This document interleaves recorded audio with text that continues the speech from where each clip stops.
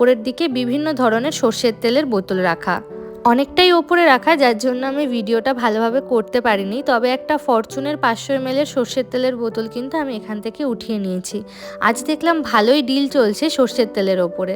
বাপ রে, রুই মাছটার সাইজটা একবার দেখুন, কম করেও কিন্তু 7 থেকে 8 কেজি এটার ওজন হবে।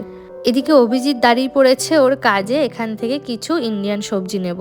এই যে দেখুন, এখানে পটল, উচ্ছে, বিভিন্ন ধরনের সবজি আছে। আর এই যে ফ্রিজের ওপরের অংশটা দেখছেন, এখানে দেখুন অনেক রকমের মিষ্টি, জিলাপি, নিমকি, লাড্ডু, গোলাপ জামুন, আরও কিছু রং বেরঙের মিষ্টি কিন্তু এখানে আছে।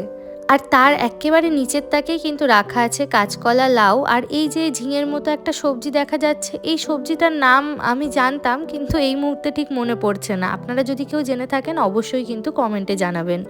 এই জার্মানিতে জানেন তো কোথাও কিন্তু পেয়ারা বিক্রি হয় না। পেয়ারা শুধুমাত্র এই ইন্ডিয়ান বা এশিয়ান সুপার মার্কেটগুলোতেই পাওয়া যায়।